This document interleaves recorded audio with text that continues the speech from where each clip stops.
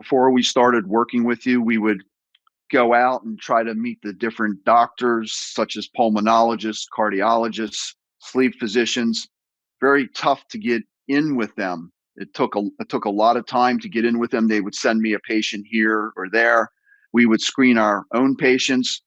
I actually even started with a physical therapy chiropractic group where we went in partners.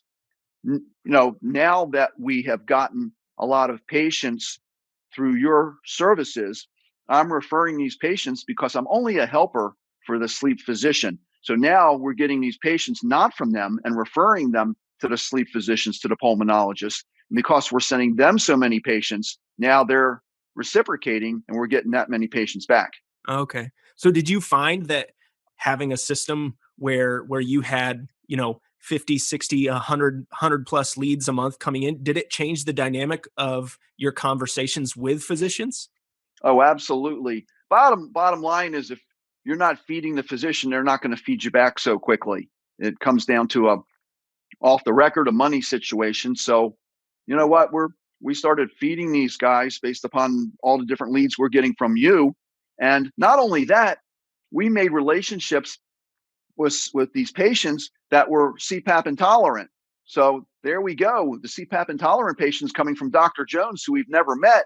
And then we refer the patient back to Dr. Jones with an oral appliance for a titration study.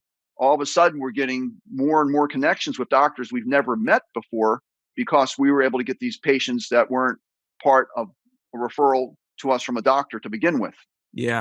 It was really tough to meet with these sleep doctors and the different doctors that refer to you. And we had some patients in our office, but I wanted to do sleep full time because as a dentist, it takes the pressure off the back, off the neck. It's good money and it's less stress.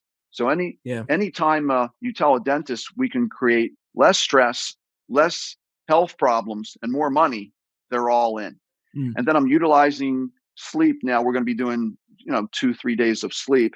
So I'm going to be cutting back in my practice. I'm bringing another doctor in to do the general dentistry, and I'm going to be cutting back in my practice. I'm going to be doing ortho and sleep. So Yeah. I'm going to be cutting down my stress, letting the other doctors do the work, and I'm going to live Yeah. longer because of it. Yeah. I mean, you're focusing on things with a much better margin than general dentistry. Correct. A much better margin than general dentistry. It's hard to go at it alone. I tried to go at it alone, and you can only get to a certain level doing it by yourself. Someone that can utilize your services, it just opens up a whole new world and everything explodes from there. Like I said, there's only a certain number of referrals, and it's tough to get from some of these doctors because they want to see patients being sent to them.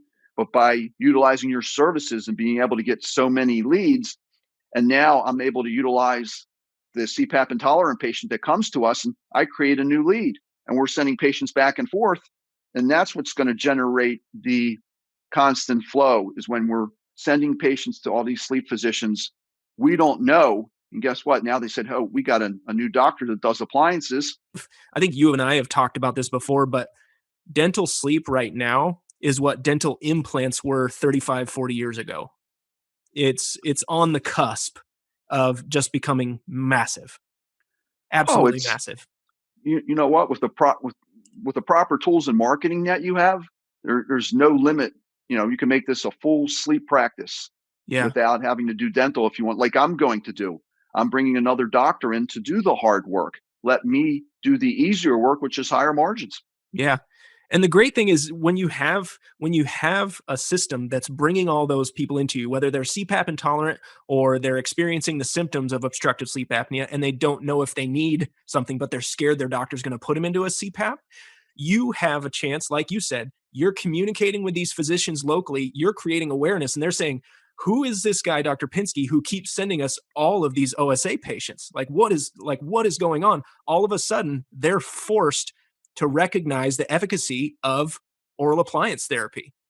Oral appliance therapy works in 87% of the cases. There you go. There you go. Absolutely. So yeah, this is definitely it's just a huge opportunity. So far, getting into the results, what you guys have seen on average before you guys were working with us, how many appliances were you guys doing a month? I think we were maybe doing 8 a month. Now we may do 8 a day. That's insane. That's Yes. absolutely insane. So, yeah, that's definitely it's a testament to the benefit of educating people and but also, knowing where to find those people. Remember, most patients are uneducated when it comes to obstructive sleep apnea. You know when we're getting a lot of our leads from you?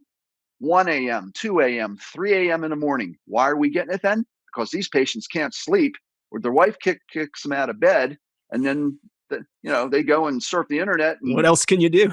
right. So we're getting a lot of patients middle of the night that would like to make an appointment, but the rewards are tremendous. And health wise, we all know as dentists the stress that we're under. Wouldn't it be nice to even once you get going, you have a day where you're not bending over, your neck doesn't hurt a little bit, and you're actually doing something which is a high profit margin, and you're taking the stress out of what you do each day. I look forward to sleep. That's great.